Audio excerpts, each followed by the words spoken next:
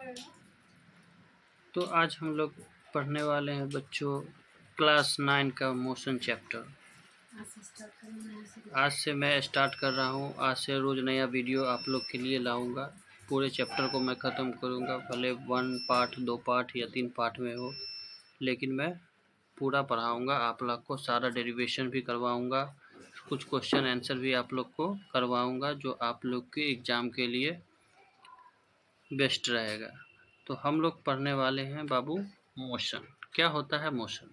Motion जानने के लिए हम लोग को सबसे पहले जानना होगा कि रेफरेंस पॉइंट क्या होता है, या उसको हम स्टेशनरी पॉइंट्स के नाम से भी जानते हैं। तो वैसा ऑब्जेक्ट जो अपनी जगह पे हमेशा फिक्स रहता हो, उसको हम लोग बोलते हैं रेफरेंस पॉइंट या स्टेशनरी पॉइंट। फॉर एग्ज़ाम्पल, हमारे घर के आसपास मॉस्क होगा, टेंपल होगा, स्कूल होगा, शॉप होगा। तो ये सब क्या हो गया, ये सब अब कभी भी अपना पोजीशन चेंज नहीं करता है। ये एक ही जगह पे क्या रहेगा, हमेशा फिक्स रहेगा। अगर हमको किसी को बताना होगा कि हम किस पॉइंट पे खड़े हुए हैं, तो हम अपने नियर बाय में बता सकते हैं कि हमारे पास कौन सा चीज़ है, स्कूल है या टेंपल है या मॉस्क है या जो भी है, ठीक है ना। तो वहाँ पे हम बता सकते हैं। इससे हम लोग जान सकते हैं कि हम भाई साहब कहाँ पे है खड़े हुए हैं। तो उस डायरेक्शन में इंसान वहाँ पे पहुँच सकता है। अगर हमको किसी को बुलाना हो तो हम लोग उसको एक रेफरेंस पॉइंट बताते हैं कि इस रेफरेंस पॉइंट के पास हम लोग खड़े हुए हैं। तो ये हो गया रेफरेंस पॉइंट। अब उसके बाद आता है बाबू मोशन। मोशन क्या होता है? अगर कोई ऑब्जेक्ट चेंज करता है अपने आप को विथ रिस्पेक्ट टू टाइम, तो हम उसको बोलेंगे क्या? मोशन बोलेंगे, ठीक है। जैसे कि फॉर एग्जांपल में हम आपको बताना चाहेंगे कि कोई भी एक बच्चा है, ठीक है। अगर वो बच्चा चल रहा है कहीं अपने पोजीशन के जैसे, ठीक है। अगर कोई बच्चा चल रहा है, इस पर एक बच्चा है यहाँ पे, ठीक है। ये बच्चा चल रहा है अपने पोजीशन को चेंज करके इस पॉइंट पे पहुँच जा रहा है, ठीक है। तो ये बच्चा जब यहाँ से चलेगा और इस पॉइंट पे आएगा, तो इस पॉइंट पे आया तो इसको आने में कुछ ना कुछ इसके पास क्या लगेगा बाबू? थोड़ा टाइम लगेगा। ये टाइम भी लगेगा, तो ये विथ रिस्पेक्ट टू टाइम हो गया। और दूसरी बात क्या, ये अपने पोजीशन को चेंज भी कर लिया। यानी इसको अगर हम ए बोले और इसको हम बी बोले, तो ये ए पॉइंट से शिफ्ट होके कहाँ आ गया बाबू? बी पॉइंट पे आ गया। तो जो भी ए शिफ्ट हुआ यहाँ से वहाँ, इसका मतलब क्या हुआ कि वो एक जगह से दूसरी जगह चला गया, और उसके अंदर कुछ उसको टाइम भी लगा। तो हम बोल सकते हैं क्या कि विथ रिस्पेक्ट टू टाइम ए ने अब बी पे अपना पोजीशन क्या किया, ए प्लेस से बी प्लेस पे अपना पोजीशन को चेंज किया। तो वो हमारा कहलाएगा क्या बाबू? मोशन। यही बात आपके इसमें भी लिखा हुआ है। चलिए हम इसको पढ़ के बताते हैं कि a body is said to be in state of motion when its position change with respect to a reference point. तो ये बॉडी है, यानी बॉडी मतलब यहाँ पे हमारा हो गया कि हम और आप क्या कहना चाह रहे हैं, ठीक है। जो इनसे पोजीशन चेंज होता है वो हो गया क्या? बॉडी। बॉडी से मतलब हुआ यहाँ पे कोई भी इंसान या कोई भी व्यक्ति की कोई भी चीज़, कोई भी वस्तु या कोई भी ऑब्जेक्ट, ठीक है। तो वो हो गया हमारा बॉडी। वो क्या कर रहा है बाबू? अपने स्टेट को मोशन में चेंज कर रहा है with position change with respect to reference point. यानी रेफरेंस पॉइंट के इसमें वो क्या कर रहा है? अपने पोजीशन को चेंज कर रहा है, और इसमें कुछ टाइम भी लगता है। वो हमारा हो गया मोशन। अब आ जाते हैं बाबू रेस्ट में, कि रेस्ट क्या होता है। अगर कोई भी बॉडी अगर अपने पोजीशन को चेंज नहीं कर रहा है with respect to reference point या विथ रिस्पेक्ट टू टाइम, तो वो कहलाएगा क्या? रेस्ट कहलाएगा, ठीक है। जैसे कि एग्जांपल में हम देखना चाहते हैं कि कोई बच्चा बैठा हुआ है अपने घर के अंदर, तो वो क्या कर रहा है? बैठ के मोबाइल चला रहा है अपना, तो वो क्या हो गया? रेस्ट पॉइंट पे हो गया, ठीक है। जैसे आप अभी लेट के हमारा वीडियो देख रहे हैं या बैठ के अपना वीडियो मेरा देख रहे हैं, तो इसका मतलब क्या हो गया कि आप अभी अपने पोजीशन को चेंज नहीं कर रहे हैं, आप एक ही जगह पे बैठे हुए हैं। तो वो क्या हो जाएगा बाबू? रेस्ट हो जाएगा, ठीक है। तो रेस्ट हमको बताता है कि अगर a body is set to be in state of motion when its position does not change with respect to reference point. इसका मतलब यही हुआ कि कोई भी बॉडी अपने तब भी मोशन में नहीं होगा जब वो अपने रेफरेंस पॉइंट से अपने आप को चेंज नहीं करे विथ रिस्पेक्ट टू टाइम। तो उसको हम बोलेंगे क्या, रेस्ट बोलेंगे। अब स्टेट ऑफ मोशन या रेस्ट और रेस्ट क्या होता है ये, तो a body is in motion या rest depends on the reference point taken. इसका मतलब ये हुआ कि हम बता सकते हैं कि कब कोई भी बॉडी जो है कब मोशन में हो सकता है या कब रेस्ट में हो सकता है। तो हम देखते हैं कि कोई भी इंसान अगर बैठा हुआ है एक सेकेंड, तो कोई भी बॉडी स्टेट में है या मोशन में है या रेस्ट में है, ठीक है, तो उसको हम देखते हैं कि वो किस पोजीशन पे या किस रेफरेंस पॉइंट से हम उसको देख रहे हैं। वो रेफरेंस पॉइंट से उसको देखना बहुत ज़रूरी है, ठीक है।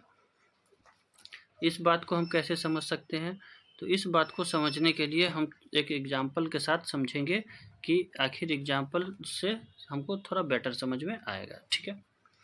जैसे कि मान लेते हैं कि एक बस है, ठीक है, मान लेते हैं ये एक बस है, ठीक है।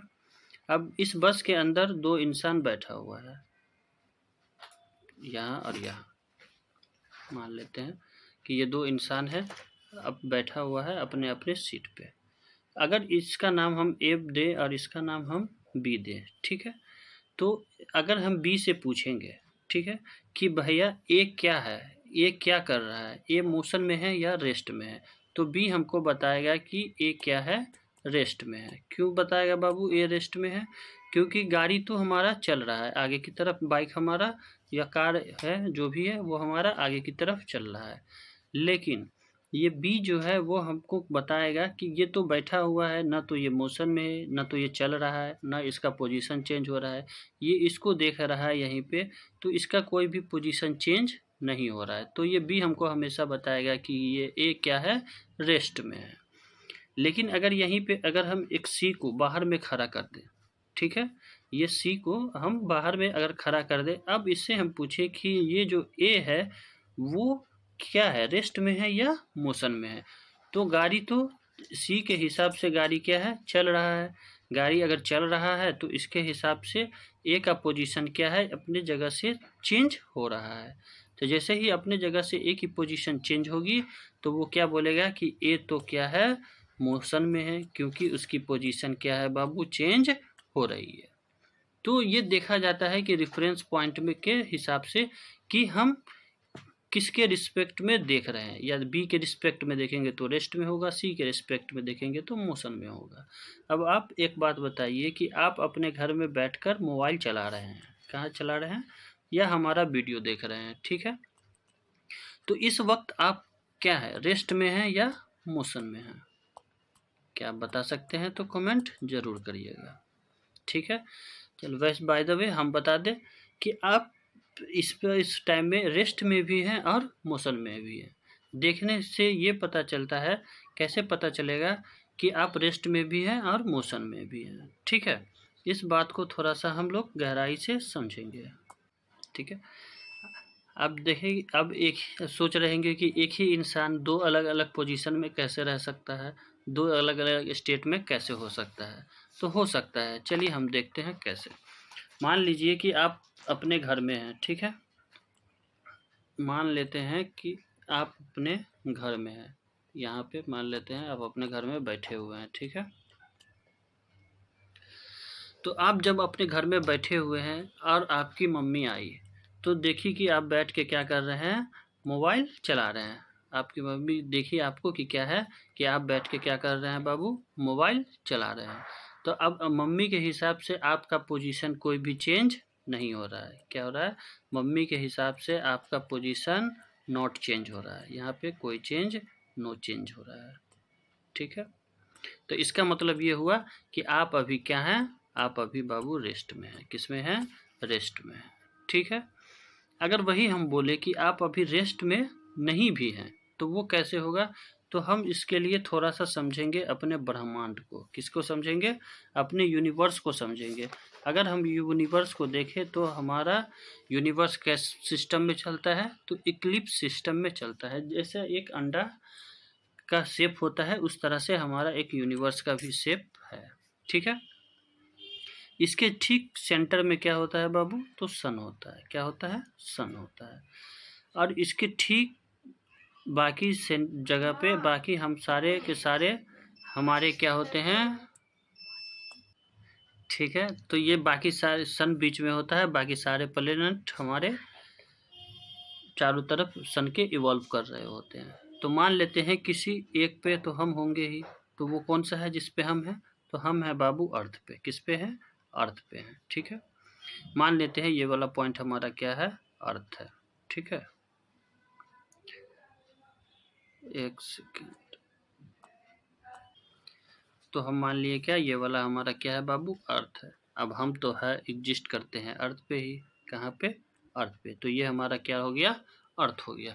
अब अर्थ पे हम बैठे हुए हैं और अर्थ 3000 मीटर पर सेकेंड के स्पीड से हर टाइम मूव कर रहा होता है हमारे सन के चारों तरफ। ठीक है, कितना की स्पीड से? तो 3000 मीटर पर सेकेंड के स्पीड से हमारा अर्थ जो है क्या है बाबू? मूव कर रहा होता है चारों तरफ। अब हम सन पे बैठ गए कि एक इंसान को बैठा दिए। कहाँ? सन पे। अब ये सन से आपको देखेगा, अरे आप तो बैठे हुए नहीं हैं, आप तो चारों तरफ क्या कर रहे हैं? इवॉल्व कर रहे हैं। क्या कर रहे हैं? चारों तरफ इवॉल्व कर रहे हैं। तो इस हिसाब से आप जो बैठे हुए हैं अपने घर में बैठ के मोबाइल चला रहे हैं, इसका मतलब ये हुआ कि आप अभी भी कहाँ हैं? 3000 मीटर पर सेकेंड के हिसाब से घूम रहे हैं और आप किस में हैं? मोशन में हैं। तो आई होप आपको क्लियर हो गया होगा कि मोशन क्या होता है, रेस्ट क्या होता है, कब हम मोशन में होते हैं और कब हम रेस्ट में होते हैं। ठीक है, अब थोड़ा आगे चलते हैं कि इसके आगे क्या है।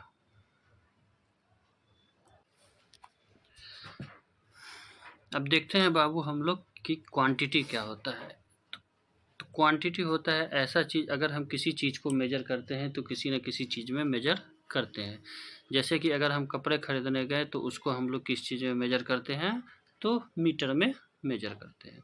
बोलेंगे अगर शॉपकीपर को कि हमको 1 मीटर क्या दे दीजिए? कपड़ा दे दीजिए। तो क्या वो क्या करेगा? 1 मीटर हमको कपड़ा काट के मीटर के हिसाब से 1 मीटर हमको क्या करेगा? कपड़ा दे देगा। अगर हम बनाना लेने गए, क्या लेने गए बाबू? बनाना ले गए, तो हम क्या बोलते हैं? 1 दर्जन हमको क्या दे दीजिए? बनाना दे दीजिए। तो वो हमको कितना दे देता है? 12 पीस बनाना दे देता है। अगर इसी तरह हम फोर्स को नापते हैं तो क्या कैसे नापेंगे फोर्स को? तो फोर्स को हम लोग मेजर करते हैं बाबू न्यूटन के अंदर। किसमें? न्यूटन के अंदर मेजर करते हैं। उसी तरह से अगर हम मोशन में आ जाएं तो मोशन को हम में जाएंगे, आगे जाएंगे तो पढ़ेंगे कि स्पीड को हम लोग मीटर पर सेकंड में मेजर करते हैं। किस में मेजर करते हैं? मीटर पर सेकंड में मेजर करते हैं। तो वो किसी भी चीज़ को अगर मेजर करते हैं, अगर उसके अंदर ऐसा यूनिट हमको लगाना होता है, एक यूनिट लगाना होता है, तो उसको हम क्या बोलते हैं? क्वांटिटी बोलते हैं। क्वांटिटी भी बाबू कितने तरह का होता है? तो 2 तरह का होता है। कैसा? एक स्केलर क्वांटिटी और एक वेक्टर क्वांटिटी। ठीक है, कैसा होता है? एक स्केलर क्वांटिटी और एक वेक्टर क्वांटिटी।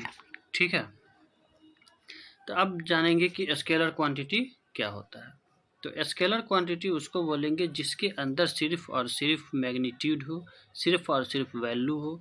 ठीक है, तो वो हमारा क्या कहलाएगा? स्केलर। क्या हो गया? तो इसके अंदर ओनली हैज़ ए मैग्नीट्यूड। क्या हो रहेगा इसके पास बाबू? सिर्फ मैग्नीट्यूड रहेगा और इसके अंदर कोई भी डायरेक्शन की बात नहीं होगी। इसके अंदर डायरेक्शन नहीं होगा। उसी तरह वेक्टर क्वांटिटी होता है क्या? इसके अंदर मैग्नीट्यूड और डायरेक्शन क्या होगा? दोनों अवेलेबल होंगे, उसको हम बोलेंगे वेक्टर क्वांटिटी। चलिए इस बात को हम समझते हैं कि आखिर क्या होता है हमारा स्केलर और वेक्टर। तो कोई भी अगर गाड़ी ए पॉइंट से अगर बी पॉइंट पे जाता है, ठीक है, कहाँ जाता है? ए पॉइंट से बी पॉइंट पे गया, तो हम बोलेंगे क्या? अब ये ए पॉइंट से जाना होगा उसको बी पॉइंट पे। तो मान लेते हैं कि अगर उसको ए पॉइंट से बी पॉइंट पर जाना है तो वो किस तरह से जाएगा? पहले वो ऐसे चला, 5 मीटर इधर चलेगा, 10 मीटर इधर चलेगा, अपने डायरेक्शन को वो चेंज करता हुआ गया और कहाँ चला गया बाबू, बी पॉइंट पे पहुँच गया। ठीक है ना। तो इसमें हमको कहीं भी देखने के लिए नहीं मिल रहा है, हमको बस इतना पता है कि यहाँ से लेके यहाँ तक का डिस्टेंस पहले ये 2 मीटर था, फिर ये 3 मीटर हो गया, फिर ये 4 मीटर हो गया, फिर यहाँ से लेकर यहाँ तक ये 6 मीटर हो गया। ठीक है। तो ये क्या हो गया, ये इसके पास सिर्फ वैल्यू है, क्या है, एक वैल्यू है, एक नंबर है।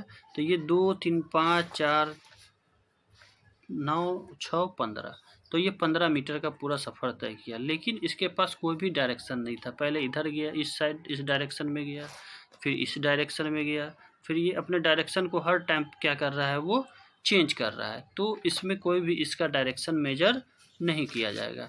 वो डायरेक्ट हम बोल देंगे कि इसने अपना जो सफ़र तय किया, जो अपना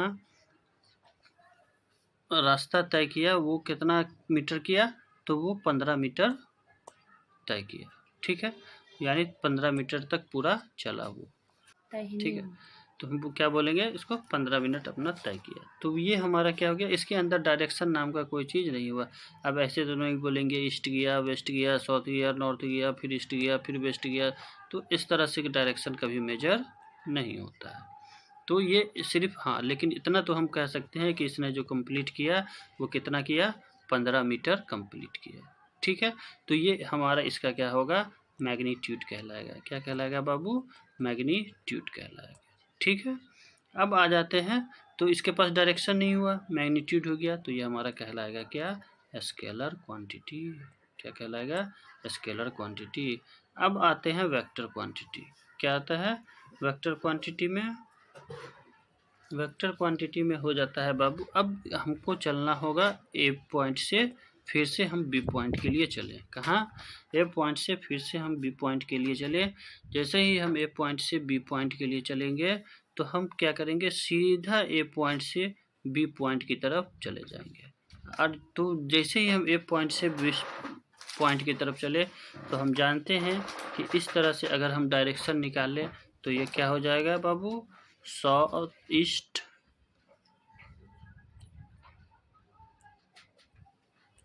इसको हम बोलेंगे ईस्ट, इसको बोलेंगे वेस्ट, इसको बोलेंगे नॉर्थ, इसको बोलेंगे साउथ। तो हम डायरेक्ट इसको कह सकते हैं कि वेस्ट टू ईस्ट हमारा ए से बी कंप्लीट किया है। और ये इसको मान लेते हैं कि ये टोटल हमारा 10 मीटर है। जो ये रास्ता है, इसका डिस्टेंस जो है हम बोलेंगे 10 मीटर है।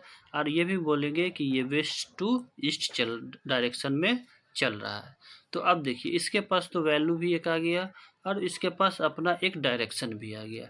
तो वैल्यू और डायरेक्शन दोनों दोनों जिसके पास हो, उसको हम क्या बोलेंगे, वेक्टर क्वांटिटी बोलेंगे। क्या बोलेंगे बाबू, उसको हम लोग वेक्टर क्वांटिटी बोलेंगे। आई होप आप लोग को स्केलर एंड वेक्टर क्वांटिटी समझ में आ गया होगा।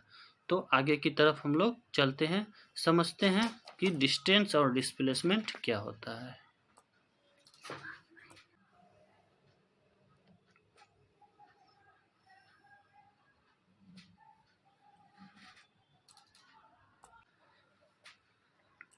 तो हम लोग आप समझेंगे बाबू कि डिस्टेंस क्या होता है।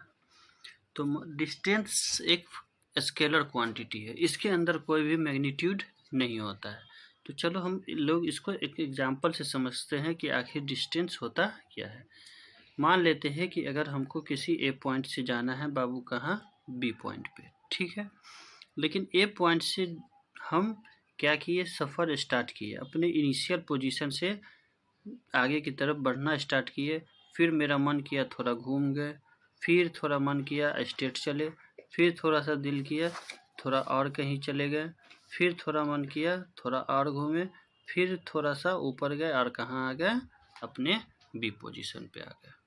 ठीक है, लेकिन यहाँ से लेके यहाँ तक का सफ़र तय करने के लिए हम लोग को कितना टाइम लगा बाबू, ये लगा 2 मिनट, यहाँ से यहाँ 2 मीटर, यहाँ से यहाँ लगा हमारा 10 मीटर, यहाँ से यहाँ लगा हमारा 5 मीटर, और यहाँ से यहाँ तक लगा हमारा 3 मीटर। ठीक है, अब इसके अंदर आप एक चीज़ देखिएगा कि इसके अंदर बहुत सारा डायरेक्शन क्या हो रहा है बाबू, चेंज हो रहा है। तो हम इसके अंदर कोई भी डायरेक्शन को इन्वॉल्व नहीं कर सकते हैं, क्योंकि इतने सारे डायरेक्शन को एक साथ लिखना बहुत डिफ़िकल्ट है, ठीक है। तो इसमें हम कोई भी डायरेक्शन मेजर नहीं करते हैं, बस इसमें जो भी हमारा डिस्टेंस होगा वो हमारा एक्चुअल पाथ ऑफ वे जो होगा, वही एक्चुअल पाथ पे जो भी हम डिस्टेंस कवर करेंगे वही हमारा डिस्टेंस होगा। जैसे कि 2 मीटर और 10 मीटर, 5 मीटर और 3 मीटर, तो सारे को अगर हम ऐड कर दें, क्या कर दें, सारे को अगर हम ऐड कर दें तो वही हमारा कहलाएगा क्या, डिस्टेंस कहलाएगा। तो कितना हो गया, 5, 3, 8, 2, 10, 10, 10, 20 मीटर। ये 20 मीटर हमारा क्या हो गया बाबू, डिस्टेंस हो गया। ये हमारा एक्चुअल पाथ हो गया, यानी हम जितना जानना चाह रहे थे उससे घूमते फिरते हम कहाँ आ गए, उस पोजीशन पे आ गए। तो ये हमारा क्या हो गया, एक्चुअल पाथ, ठीक है। तो ये हमारा कहलाएगा डिस्टेंस। पूरा का पूरा अगर हम मेजर करें, जहाँ से घूमे, जिस डायरेक्शन में गए, जहाँ दिल किया वहाँ चले गए, तो घूमते फिरते उस डायरेक्शन में गए, तो ये हमारा पूरा डायरेक्शन क्या कहलाएगा, ये हमारा डिस्टेंस कहलाएगा। जैसे एक और एग्जांपल से हम इसको समझते हैं कि हमारा डायरेक्शन क्या हो सकता है, ठीक है। तो एक और एग्जांपल हम ले लेते हैं, मान लेते हैं कि हमारे पास एक सर्कल है। क्या है बाबू, एक सर्कल है।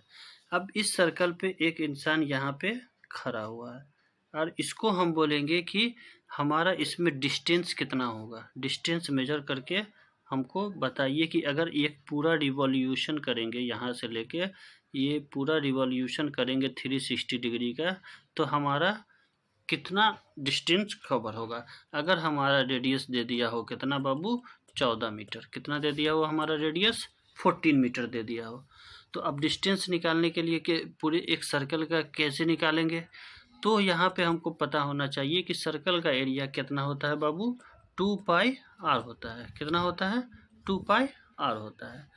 तो 2 का वैल्यू 2 ही रहेगा, पाई का वैल्यू आप जानते ही हैं 20/7 होता है, और उसके बाद रेडियस हमारा कितना है, 14 है। तो 14 को अगर 7 को 14 से कट करें तो 2 टाइम में कट जाएगा, 2 2 जा 4, 4 20, 2 4 जा 88 मीटर। कितना हो गया हमारे पास, 88 मीटर हो गया।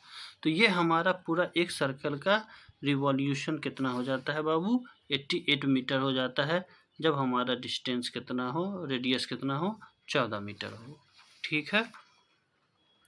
तो ये हम इस चाहे तो एक सर्कल का, चाहे तो हम रेक्टेंगल का, चाहे तो हम हर चीज़ का एक डिस्टेंस निकाल सकते हैं, इसमें कोई दिक्कत की बात नहीं है, ठीक है। बस इसके अंदर हमारा कोई भी डायरेक्शन इन्वॉल्व नहीं होगा। क्यों नहीं हो सकता है, तो इसके अंदर देखिएगा अब हर एक पॉइंट पे एक टेंजेंट बन सकता है, हर एक पॉइंट पे एक डायरेक्शन बन सकता है। तो इतने सारे डायरेक्शन को हम इसके अंदर इन्वॉल्व नहीं कर सकते हैं, ठीक है। तो ये हमारा क्या कहलाएगा, सिर्फ डिस्टेंस कहलाएगा, ठीक है। अब हम देखते हैं कि हमारा डिस्प्लेसमेंट क्या होता है, ठीक है। तो डिस्प्लेसमेंट हमारा क्या होगा, एक शॉर्टेस्ट पाथ को हम क्या बोलेंगे बाबू, डिस्टेंस बोलेंगे, ठीक है। डिस्प्लेसमेंट शॉर्टेस्ट पाथ क्या होगा, अगर अब हमको ए पोजीशन से कहाँ जाना है, बी पोजीशन पे जाना है, हम डायरेक्ट ए पोजीशन पे खड़े हुए और डायरेक्ट कहाँ चले गए, बी पोजीशन पे चले गए। जैसे कि ए पोजीशन से और बी पोजीशन पे गए तो यहाँ का टोटल डिस्टेंस हमारा कितना था, 10 मीटर था। कितना था, 10 मीटर। तो ये 10 मीटर हम सीधा south to east to west मान लेते हैं, ईस्ट टू वेस्ट गए, कहाँ गए, ईस्ट टू वेस्ट। तो इसके अंदर हमारे पास एक डायरेक्शन भी हो गया और हम सीधा का सीधा सबसे शॉर्टेस्ट पाथ लेके चले गए। हम ऐसा नहीं था कि हम पहले यूँ गए, फिर यूँ गए, फिर यूँ गए, ये गए, यूँ गए, ऐसे गए और बी पे पहुँचे, तो वो क्या हो जाएगा, वो गलत हो जाएगा। वो सारा का सारा हमारा ये जो इस तरह से अगर हम पहुँचे यहाँ तक, तो ये हमारा क्या कहलाएगा, ये हमारा डिस्टेंस कहला जाएगा। क्या कहला जाएगा, डिस्टेंस।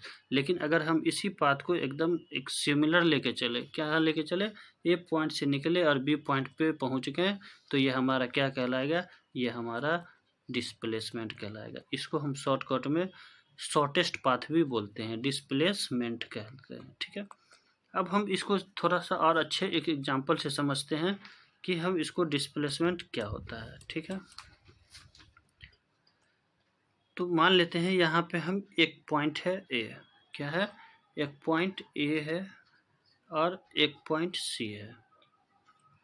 तो ए और यहाँ पे कितना हो गया बाबू, C हो गया। यहाँ से लेके यहाँ लिए और यहाँ से यहाँ, तो यहाँ से लेके यहाँ तक का डिस्टेंस हमारा हो गया 4 मीटर और यहाँ से लेके यहाँ तक का डिस्टेंस हो गया कितना, 3 मीटर। ठीक है, तो ये A से लेके इसको हम बता देते हैं B पॉइंट। ठीक है, तो A से लेके B 4 मीटर हो गया और B से लेके C 3 मीटर हो गया। अगर इसके अंदर आपको इस तरह का ग्राफ दिया हो और पूछ ले क्या कि डिस्टेंस, इसके अंदर डिस्टेंस भी बताइए और इसके अंदर डिस्प्लेसमेंट भी बताइए, तो आप कैसे डिस्टेंस और डिस्प्लेसमेंट दोनों निकाल के बताएंगे। तो डिस्टेंस तो वही होता है जो हमारा एक्चुअल पाथ होता है, जितना हम कवर किए होते हैं वो हमारा क्या होता है, डिस्टेंस होता है। तो A से B तक हमारा कितना हो गया बाबू, 4 मीटर और B से C हमारा कितना हो गया, 3 मीटर। तो टोटल हमारा कितना हो गया, 4 मीटर और 3 मीटर, तो टोटल मिला के हमारा कितना हो गया, 7 मीटर। तो 7 मीटर हमारा क्या कहलाएगा, डिस्टेंस कहलाएगा। अब आ जाते हैं इसके अंदर डिस्प्लेसमेंट। तो आप देख रहे होंगे कि इसके अंदर सबसे छोटा रास्ता कहाँ बन सकता है, तो सबसे छोटा रास्ता C से अगर हम A को मिला दें, क्या करें, C से अगर हम A को मिला दें तो ये हमारा क्या कहलाएगा, सबसे शॉर्टेस्ट पाथ कहलाएगा। तो अगर ये सबसे शॉर्टेस्ट पाथ कहलाएगा तो यहाँ पे तो कोई नंबर है नहीं, अगर यहाँ पे अब कोई नंबर है नहीं तो आप कैसे निकालोगे इसे। तो आपने पढ़ा होगा पाइथागोरस थ्योरम। क्या होता है पाइथागोरस थ्योरम, तो हाइपोटेनस का whole square is equal to perpendicular का होल स्क्वायर प्लस बेस का होल स्क्वायर। क्या पढ़ा था, हाइपोटेनस का whole square is equal to perpendicular का होल स्क्वायर प्लस बेस का होल स्क्वायर। ठीक है, अब यहाँ पे अप्लाई कर दो, ये तो आपका हाइपोटेनस, ये इसको बोलेंगे हाइपोटेनस, ये वाला हो गया हमारा बेस और ये हमारा क्या हो गया बाबू, परपेंडिकुलर। तो अब इस पे हम क्या करते हैं, थोड़ा सा फार्मूला अप्लाई करते हैं। ठीक है, इस फार्मूले पे अब हम क्या करेंगे, रखेंगे। तो हमारा बेस कितना है, तो बेस हमारा 4 है, तो 4 का स्क्वायर और हमारा है परपेंडिकुलर कितना है, 3 का स्क्वायर, तो 3 का होल स्क्वायर कितना हो जाएगा 9, 4 का होल स्क्वायर कितना हो जाएगा 16,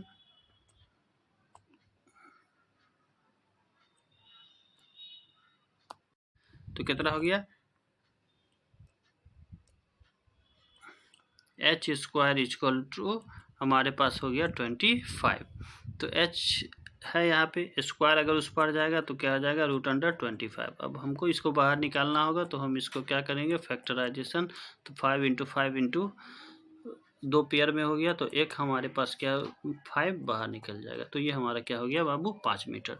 तो हमारा शॉर्टेस्ट पाथ क्या बना, शॉर्टेस्ट पाथ हमारा बना 5 मीटर और लॉन्गेस्ट पाथ हमारा क्या बना बाबू 7 मीटर। तो हमेशा डिस्प्लेसमेंट हम ये मान के चलते हैं कि हमारा ऑलवेज डिस्प्लेसमेंट क्या होता है, कम होता है और डिस्टेंस हमारा क्या होगा, ज़्यादा होगा। बस एक ही कंडीशन में सेम होता है जब वो दोनों स्ट्रेट लाइन हो, लेकिन 99% चांस होता है कि हमारा डिस्प्लेसमेंट क्या होगा, कम होगा और डिस्टेंस हमारा क्या होगा, ज़्यादा होगा। तो इससे हमको क्या समझ में आया कि हम किसी भी चीज़ का हम निकाल सकते हैं डिस्टेंस और डिस्प्लेसमेंट।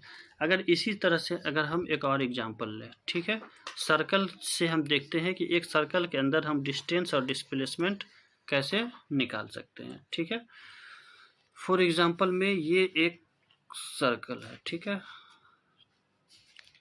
मान लेते हैं, बना नहीं है सर्कल लेकिन फिर भी मान के चलो कि ये सर्कल, ठीक है।